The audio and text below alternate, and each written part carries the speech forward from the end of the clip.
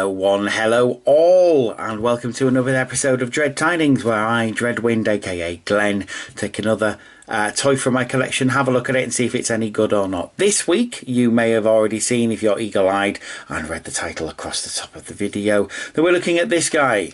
We shall be looking at Generation 1 Blaster, a toy that I've not had in my collection until recently. Basically, as a kid, no chance, because toy shops in York weren't great. You had one toy shop, basically, in York that was any good, and that wasn't even Woolies. Woolies wasn't that great in York either. So yeah, the chances of me having this toy as a kid, very, very slim. But I did get it as an adult, as you can see. Thank you very much to Dave Kal-El Prime Wallace for basically selling him to me. I'm very much in your debt, and well, yeah, I paid you for him, so I'm not actually in your debt anymore, so thanks anyway. But yeah, here we go, Generation 1 Blaster, who is very, very nice. Let's have a look at him. He looks great, does he not? At least I think he does. I think he looks very, very, very, very nice, very bright, vibrant and colourful. Quick word about his character, really. He's a weird one, his Blaster, because he's got two separate identities. He's got his comic and he's got his cartoon. We'll start off with the cartoon, where he was very happy, gregarious, rambunctious, lots of love words ending with ush there. He was a party guy. He was a nice guy. He liked his rock music and his pop culture. So much so there was a whole episode built up around him called Blaster Blues, where the Autobots were getting angry with him because he was being too loud, because he was being too rambunctious and playing his music at the wrong time. And so they didn't like it. And it cost them dear because they got attacked by the Decepticons and he wasn't there to help or something like that. And yeah, it's been a while since I've seen it. There was also another episode featuring Blaster heavily called Autobot, where everybody got excited because he and Soundwave finally had a big fight. And it wasn't the greatest fight in the world, but it was a fight using Sonics, which is what we all wanted.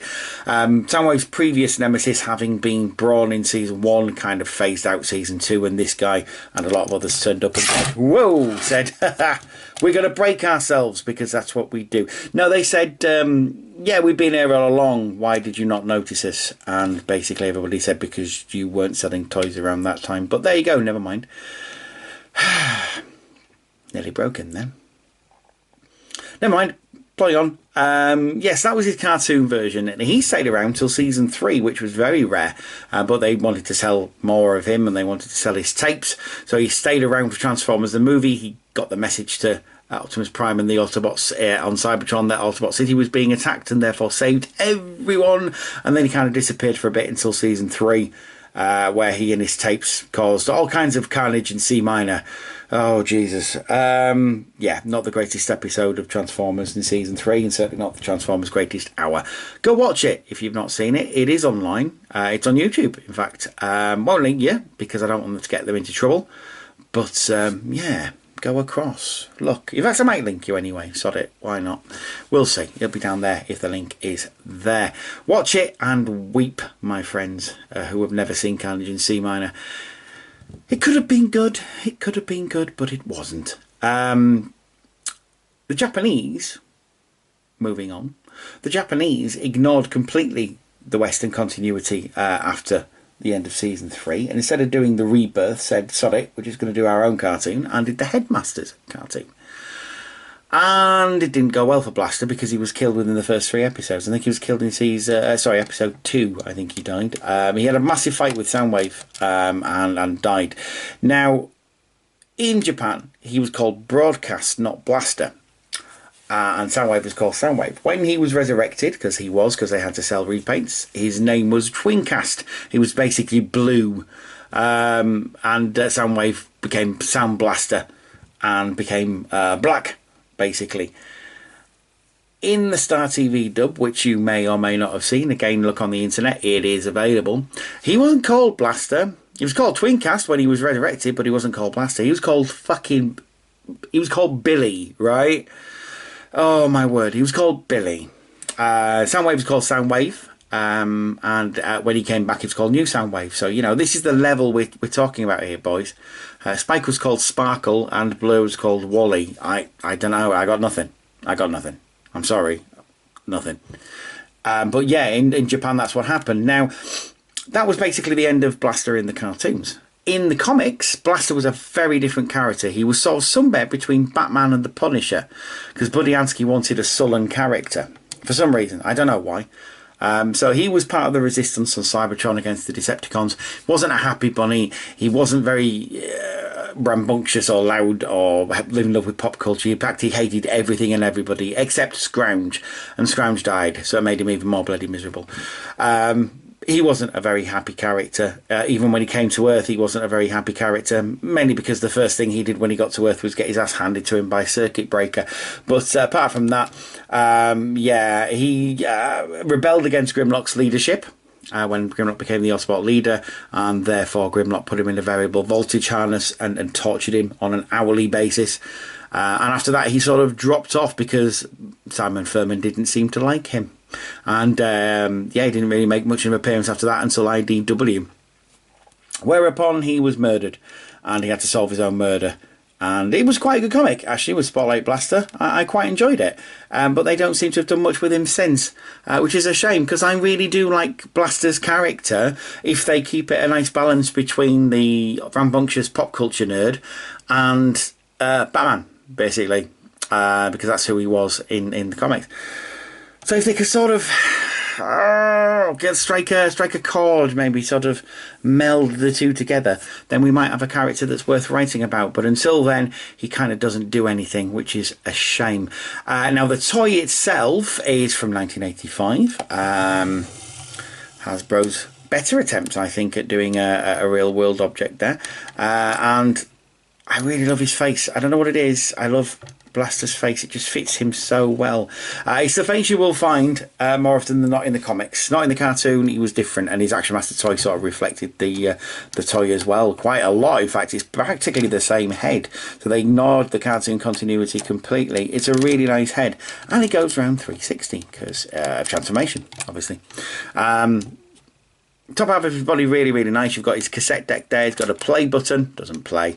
You've got that button which stops everything, and you've got an eject button which gives him a nice cavity for one tape.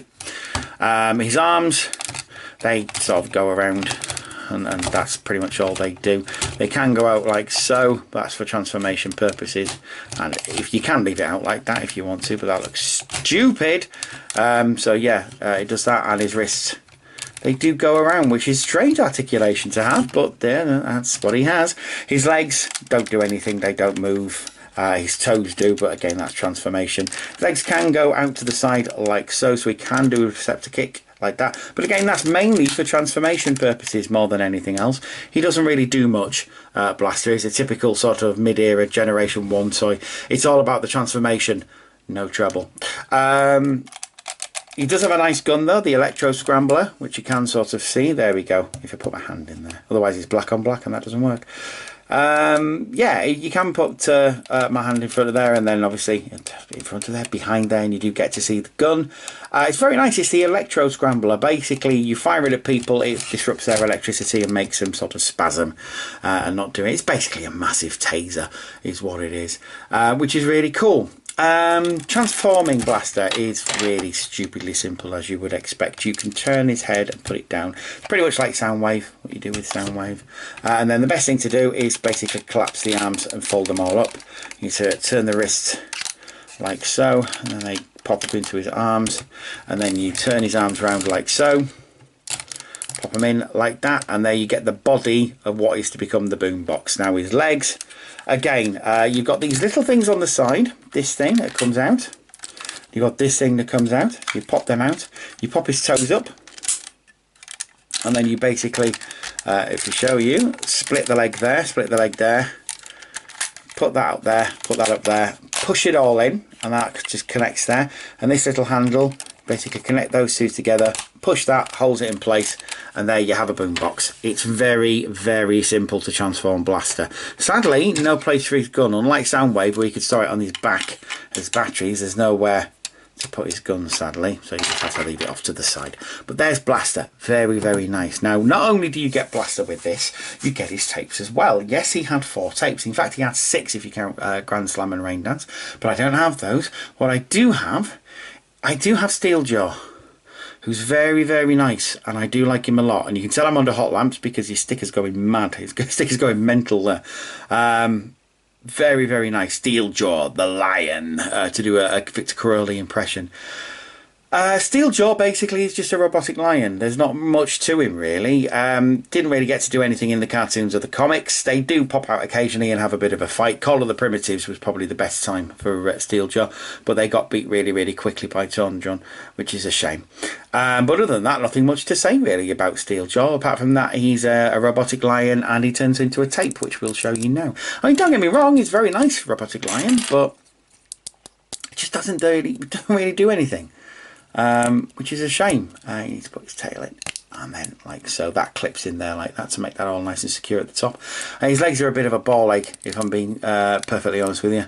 I don't really like Transformers with big massive legs that you have to sort of fold away, because I think they go down like this. They're just a massive ball leg, his legs, at the end of the day. There you go. I think they go in like so. And do you know what, I had this earlier on and I had it sort of down pat, and they went in and I thought, oh great, brilliant. So they go in and they're just annoying, and they add nothing to the toy at all by doing this. Oh, there you go, they go all the way over like that, they collapse in on themselves completely, but they don't add anything to it by doing so, you know.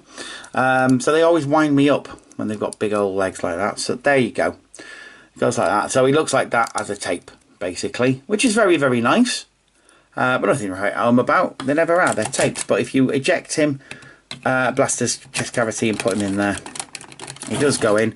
I promise you, he does. I've done it before. Oh my word, it's because of his legs at the bottom there and his face. Yeah, he's a bit of a ball ache, his Steeljaw. He's not my favourite of the tapes at all. In fact, he's my least favourite. My favourite is probably this guy, Ramhorn. I do like Ramhorn. He's pretty cool. He's a big, massive robotic rhino, and you know, how can that not ever be cool? He's also got these massive missile pods on his side as well, which I really love. I think that's great, and he looked good on the cartoon as well. I think he did talk once or twice. Didn't say much. His character basically is "get off my stuff," and that's I can relate to that. I think that's a good message. Get off my stuff. Stop touching my stuff, you bellends. So yeah, to basically transform Ramhorn, very, very simple, even more simple than Steeljaw. And his legs go on. So all you do is flip his head, flip his tail. You've got his legs here. You can see where they go. There's this little recess here. So they basically just sort of sit there, like so, and like that. And then his other legs go in like that. And he's done. That's basically Ramhorn for you. He's very, very simple. Very, very nice transformation is Ramhorn. I like him a lot. You've then got Eject, which is this guy. It's the guy who isn't Rewind. Basically the guy who isn't together with the Chrome Dome. But he's very, very nice. Very, very simple to transform again. It's basically Blaster's version of Frenzy and Rumble. So you put his hands in like so. You need to turn his arm around like that. So it goes like that. Same with that one. Turn it around. Turn it around. They fit in there. Now, they do fit in, but you need to do something before you do. You need to pop his head down, pop his arms together, and his right arm there clicks in. You can actually hear the click, and that actually makes sure that his head doesn't rise again, because when you pull it out, so like so, his head pops up. So put it in, hear the click. There you go. And then he's done. You then got his feet, put his feet in, turn his legs around like so, pull them up, pop them in, and there you have Rewind. Sorry, Eject, sorry. This is Rewind. This is Chrome Dome's partner, boyfriend, lover, whatever you want to say he is. Sounds strange to say that now, but you know, it is canon. It's definitely happening. And he basically transforms the same. So you pop his arms up, pop his hand in, turn their arm round, arm up, round like so, pop his head down, pop the two arm pieces together. You can hear a click. And then his legs again just pop in, pop round, and we are done. You can have another little tape. So you got Blaster and all his little tapes. They're really good. If you can get hold of them, I definitely recommend that you do. I wouldn't pay more than about 50 quid for all of them, though. And that's a question I wanted to ask you guys. The secondary market seems to be quite expensive at the moment, for Transformers especially. I don't know the reason for this. Is there any particular reason you can think of? Or do you find that it is the right price and that we're just all moaning bastards, basically? Or, like me, do you think that it's just getting a bit expensive now, and to see a deluxe figure on eBay for like 30 quid is getting too much? And do you think people are hanging on to their toys more than they were? They aren't selling them off, so they're becoming more of a rarity, so people are sort of hanging on for bigger prices. Do you think that's the case? Comments down below, please. The other thing I'd like you to comment on, if you can as well, what do you want to see on this show? Do you want to see more reviews of toys, or is there any particular toy you would like to see reviewed? Would you like me to review books and comics like I used to quite a lot? Or would you like to see video games? I'm not really much of a gamer on that one, so that probably isn't going to happen, but movies, things like that, anything you would like to see reviewed by me personally there, and I'll see what I can do. Like I say, comments at the bottom. Thank you very much for watching, as always. I am Dreadwind, if you do need a reference for your call. Other than that, thank you very much again for watching. Take care of yourselves and each other. Bye-bye for now.